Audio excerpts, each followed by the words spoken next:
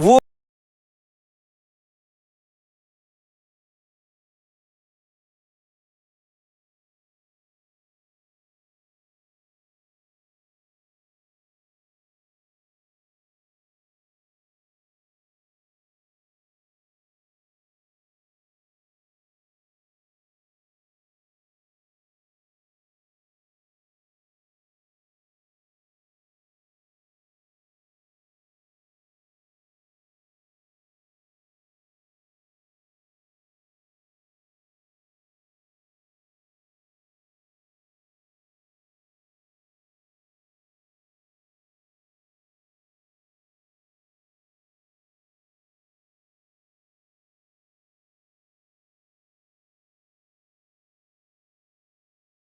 Nation strength news में आप सभी का स्वागत है और मैं हूं शाहनवाज। इस समय मैं PHE chief engineer office Narwal में मौजूद हूं और यहां पर पीएचई के परमानेंट एम्प्लॉयज़ के द्वारा जो है कुछ मांगों को लेकर प्रोटेस्ट किया जा रहा है। और ये वो एम्प्लॉयज़ हैं जो कि परमानेंट है और इनके कुछ इश्यूज़ हैं और आप ये तस्वीरों में देख सकते हैं किस तरह से प्रोटेस्ट जो है वो किया जा रहा है।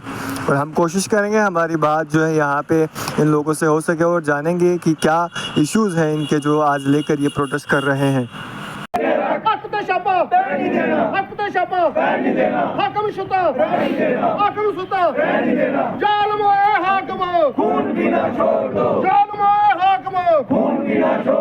अभी तो ये अंगड़ाई है, आगे और लड़ाई है। ये अंगड़ाई है, आगे और लड़ाई है। अभी तो ये अंगड़ाई है, आगे और लड़ाई है। जो जुल्म की चक्की में, जो जुल्म की चक्की में, जो जुल्म की चक्की में, टकराव का रास्ता छोड़ दो, टकराव का रास्ता छोड़ दो, टकराव का रास्ता छोड़ दो, टकराव का रास्ता छोड़ दो। जालिमो हाकिमो, खून पीना छोड़ दो, हाकिमो, खून पीना छोड़ दो। हम क्या चाहते हैं? हम क्या चाहते हैं?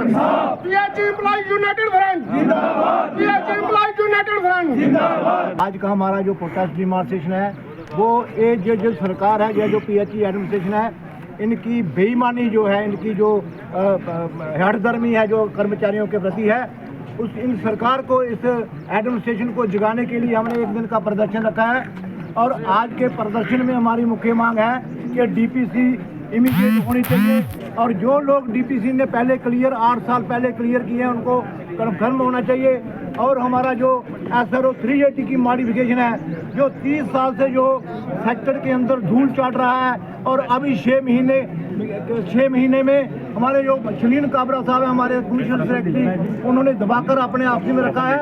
इवन के चीफ सेक्रेटरी साहब ने इंस्ट्रक्शन 2-3 हफ्ते पहले इंस्ट्रक्शन इशू की थी, उनको हमारा चार्टर डिमांड कमांड किया था। उसके बाद भी वो टास्क से माफ नहीं हुए। हमारा जो चार्टर है वही पेंडिंग पड़ा हुआ है। हमारा दूसरा जो है कि जो हमारे मुलाजिम जो है जिनको SRO 149 का बेनिफिट हुआ है या फिर SRO 59 का बेनिफिट हुआ है, उनकी रिकवरीज हो रही है।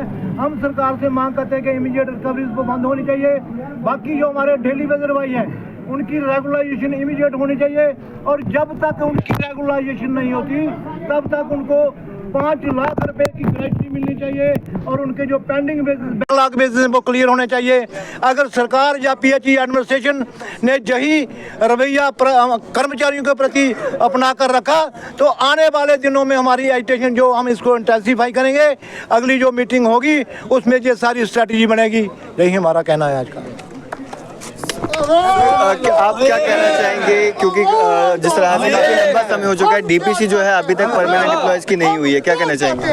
हमारा जो 30 साल का मसला है, ये जो हमारा मसला है 30 साल का, 25-30 साल का मसला है, तो ये हमारी 6 महीने बाद होनी चाहिए। हम कहते हैं साल में एक बार करो। जो मुलाजिम रिटायर होता है, पोस्ट खाली होती है, वो पोस्ट उसको दे दो जो नीचे के ग्रेड का है, उसको दिया जाए। डीपीसी का ये होता है, डिपार्टमेंटल प्रमोशन होती है, इसका अप्रूवल लेना होता है सेक्रेटरी से। वो भी जरूरत नहीं बनती है क्योंकि ये चीफ इंजीनियर के हाथ में है। आज चीफ इंजीनियर भी जहाँ नहीं है, आज वो भी गैप हो गए हैं क्योंकि आज जो अफसर लोग हैं, आप कैमरा घुमाओ इधर देखो, ना कोई SC है, ना XC है, ना कोई AW है।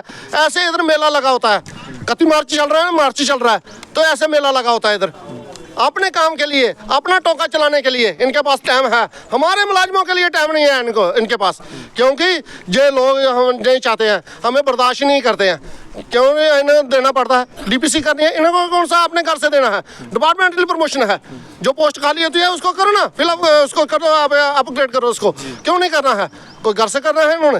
तो हम ये चाहते हैं हमारी डिपार्टमेंटली प्रमोशन होनी चाहिए। जो डीपीसी हमारा हक है, मुलाजिम का हक है, 4th क्लास का, फील्ड स्टाफ का, यही लोग पानी पिलाने वाले हैं, यही लोग काम करने वाले हैं, यही लोग लिखे बना रहे हैं।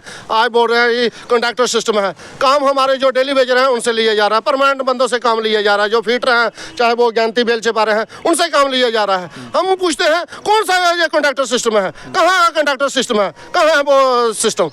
क्योंकि जो कानून है हमारे पर थोपे जाते हैं, हम ही लोगों को हरासमेंट किया जाता है, हम ही लोगों को दबाया जाता है। मगर ये ज़्यादा वक्त नहीं चलेगा, क्योंकि अब मुलाजिम जाग चुका है। हम ये जानते हैं ये टाल मटोल कर रहे हैं, हमें लालीपॉप दिया जा रहा है। अब ये खुद समझ जाएं कि लालीपॉप की हमको ज़रूरत नहीं है, हम भी इनको ऐसा लालीपॉप देंगे, क्योंकि इनकी नौकरी भी जो है वो डगमगा जाएगी, इनके चेहरे जो है डगमगा जाएंगी। तो हम ये चाहते हैं हमारा जो 1 टेम्पर जो जिनको रिकवरी हो रही है, जो 149 है या 59 है, उनको जो रिकवरी कर रहे हैं, हम अपील करते हैं गवर्नमेंट। रिकवरी किस चीज़ की हो? जो जिन्होंने जो कोई प्रमोशनें ली हुई है, मतलब 149 लिया हुआ है, हाँ ठीक है ना, प्रमोशनें ली हुई है, तो उनको रिकवरी कर रहे हैं। हम चाहते हैं कि उनको रिकवरी ना की जाए, उनको 1 टाइम पर उस केस को सेटल किया जाए, आइंदा लेके इसको ला कर दिया जाए। हमारी डीपीसी है वो होनी चाहिए, क्योंकि अगर ये लोग हमारे जो जिनको रिकवरी कर रहे हैं, अगर इनको जो डीपीसी करते तो इनका जो मसला जो है ना आज तक इतना बड़ा नहीं बनता, क्योंकि उनको जरूरी नहीं थी ये 149 लेने की या 59 लेने की ज़रूरत ही नहीं थी, क्योंकि हम फिर उसी ग्रेड में पहुंच जाते। ठीक है, हम रिकवरी देने को तैयार हैं, मगर हमें टाइम टू टाइम हर मतलब टाइम टू टाइम हमें प्रमोशन दी जाए हमारा जो डीपीसी के हिसाब से, हम फिर उसी ग्रेड पर पहुंच जाएंगे। तो हम ये चाहते हैं हमारा जो मसाइल हैं वो 1 टाइम पर सेटल किए जाने चाहिए। हमारा डीपीसी का जो है वो भी होना चाहिए। हमारा जो डेली वेजर भाई है वो दार बदार आज इधर लाठियाँ बरस रही हैं उन पर, कल उधर बरस रही हैं, जैसे कोई फूलों का स्वागत होता है। ये कौन सा कानून है? किसी का सिर फाड़ देते हैं, किसी की टांग तोड़ देते हैं, कोई ग्लूकोज चढ़ा रहा है। हमारे जो विक्रम जी हैं जो पिछले दिनों हॉस्पिटल में रहे, 2-3 दिन रहे, तो ये कौन सा कानून है जो लाठियाँ बरसानी है? आप दे दो ना, बिना मांगे सब कुछ दे दो, जो टाइम से बनते हैं। जो प्लीज आपको लगता है बिना मांगे सब कुछ मिल जाएगा? और जब भी आप प्रोटेस्ट करते हैं तो आपकी क्या मांगे पूरी होती हैं? देखो, मैं आपको ये बात बोलना चाहता हूँ, जैसे पुलिस डिपार्टमेंट में एक कांस्टेबल भर्ती होता है, वो सिलेक्शन ग्रेड बनता है, फिर वो हवलदार बनता है, एएसआई बनता है, सब इंस्पेक्टर बनता है, इंस्पेक्टर बनता है, डीएसपी बनता है। ठीक है, तो हमारे डिपार्टमेंट में ऐसा होना चाहिए, चुपचाप दे दो। उनके डिपार्टमेंट में कोई शोर शराबा नहीं, कोई जूनियर नहीं, कोई हड़ताल नहीं होती है, कुछ नहीं होता है, क्योंकि उनका सब कुछ टाइम से मिल जाता है। तो हमें भी ये चाहते हैं, ये लोग जो है हमारी जो इधर अफसरशाही है ये नहीं चाहती है हमें कुछ दिया जाए, क्योंकि इनको ही देना चाहिए। अगर चीफ इंजीनियर के ऊपर ही कोई प्रमोशन हो तो ये वो भी लेना चाहते हैं।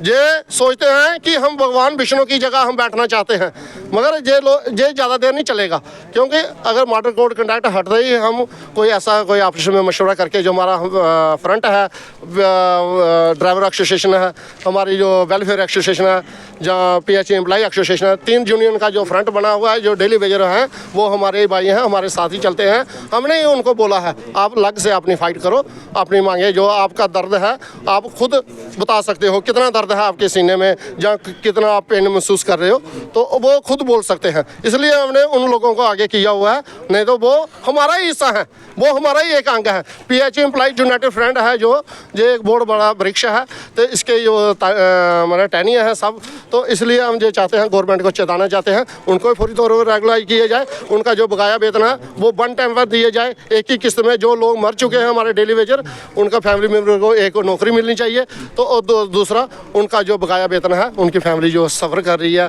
उनके खाने पीने के लिए वो मजबूर हैं, तो इसलिए उनका जो उनकी पेंडिंग वेजेस जो है वो भी देनी चाहिए। जो लोग जबरन रिटायर कर दिए गए हैं डेली वेजर, तो उनको भी 1 टाइम पर उनका जो बकाया वेतन है वो 1 टाइम पर दिया जाए। अगर आपकी मांग जो डीपीसी और रिकवरी ना की जाए, ये जो मांग अगर पूरी नहीं होती है तो अगला स्टेप क्या रहेगा? तो अगला स्टेप आने वाले समय में सोचें, जैसे मॉडल कोड ऑफ कंडक्ट हटेगा तो फिर मॉडल कोड ऑफ कंडक्ट हमारे लिए कोई बाधा नहीं। नहीं, मॉडल कोड ऑफ कंडक्ट हमारे लिए कोई बाधा नहीं है, क्योंकि मॉडल कोड ऑफ कंडक्ट हमारे लिए 30 साल पहले लगा था, जब से हमारी ये प्रमोशनें बंद हैं। जब से हमारी ये हमारा जो कोई भी काम कोई ऐसा कोई नहीं टाइमली बनता है, कोई मतलब कोई भी काम नहीं कर्मचारी का होता है, बाकी सब स्मूथली हो रहा है, एज़ पर रूटीन हो रहा है। लेकिन जो छोटा कर्मचारी है, जो फील्ड में काम करने वाला है, चाहे ऑपरेशनल स्टाफ है, चाहे सिविल स्टाफ है, सारे लोग काम कर रहे हैं, रिगिंग में काम कर रहे हैं, ड्रिलिंग में काम कर रहे हैं, तो हार्ड वर्क करते हैं, ये मेहनत करते हैं, खून पसीना बहाते हैं, और इन लोगों को ये इनकी कदर ही नहीं, ये लोग इनको रिकॉग्नाइज ही नहीं करते। इसलिए हमारा ये इनके साथ यही टकराव रहता है। हम टकराव करना नहीं चाहते, लेकिन इनको ये जिताना चाहते हैं कि जो पेंडिंग इश्यूज़ हैं एम्प्लॉइज़ के, चाहे किसी का जीपी फंड का है मसला है, चाहे कोई लीड सैलरी का मसला है, चाहे कुछ है, वो पेंडिंग पड़ा हुआ 8 महीने से 10 महीने से, वो सारा रिलीज़ होना चाहिए। स्मूथली काम चल रहा है, इनका काम चल रहा है, सप्लाई चल रही है, लेकिन आने वाले दिनों में सारा कुछ ये मतलब कि इस पर प्रभाव पड़ सकता है। हमारा वर्कर जब ये उस काम पर आ गया तो हम सारे जो वर्कर तैयार हैं, अपनी जान भी देने के लिए तैयार है अपने इश्यूज़ के लिए। चलिए शुक्रिया, मैं बातचीत जी, क्या कहना चाहते हैं? पूरे हिंदुस्तान की आवाम के कान सुनते आ रहे हैं, एक विधान, एक निशान, एक संविधान। वो नाइंसाफ़ी जम्मू कश्मीर में एक PHE का डिपार्टमेंट बचा हुआ है, जिसके साथ हर दिन ज़ोरों ज़ोरी की जाती है।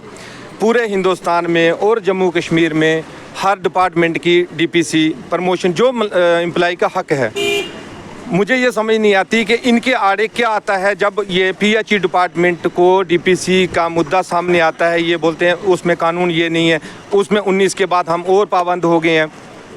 जब दफ़ा 370 को हटाया गया, हम लोग खुश हो गए थे कि अब और ज़्यादा हमारी बेहतरी होगी, हमारा और बेड़ा गर्क कर दिया इन्होंने PHE का। सिर्फ एक ही डिपार्टमेंट के लिए क्या परेशानी है? ये एक निशान, एक विधान, एक संविधान, फिर हमारे साथ ये सतेला व्यवहार क्यों करते हैं? GP फंड हम कटवाते हैं, मुलाजिम का अपना पैसा होता है। जब उस चीज़ के लिए हम मांगने अपनी डिमांड रखते हैं, हमें चाहिए, बेटी की शादी है, घर बनाना है, और कोई काम है, तो किस्तें 10% मिलेगा, 20% मिलेगा, 20% मिलेगा, ये भी समझ के बाहर बात है। जब हमारी हालत ये बिगड़ चुके हैं, इस नतीजे पे पहुंचा कि आज कोड ऑफ कंडक्ट जो इन्होंने मॉडल कोड ऑफ कंडक्ट लगाया, हमें इसके साथ कोई लेना देना नहीं है। इससे पहले भी कर सकते थे, इसमें भी कर सकते हैं। कोई पोस्टें नहीं लानी है इन्होंने, कहीं से कोई स्पेशल ऑर्डर नहीं करना है। तो इसमें अगर ये मुलाजिम को हक देना चाहें तो एक दिन में दे सकते हैं। अगर इनको कोई चीज़ नज़र आती है तो उसमें ये परमिशन भी ले सकते हैं। ये हमारा कहना है। जो मुलाजिम को तकलीफ़ है, ये नहीं समझेगी गवर्नमेंट तो कौन समझेगी? जिस गवर्नमेंट से बड़ी ज़्यादा उम्मीदें थी, ये DPC चीफ इंजीनियर कर सकता है, उसमें प्रॉब्लम है नहीं कोई। नई पोस्टें नहीं लानी है, पोस्टें हमारे डिपार्टमेंट में पड़ी हैं, खाली पड़ी हैं। मुलाजिम रहा कितना है? निचोड़ के 10% रहा हुआ है। हमारा डेली विज़र बाई जो है 90% जो है डेली विज़र है।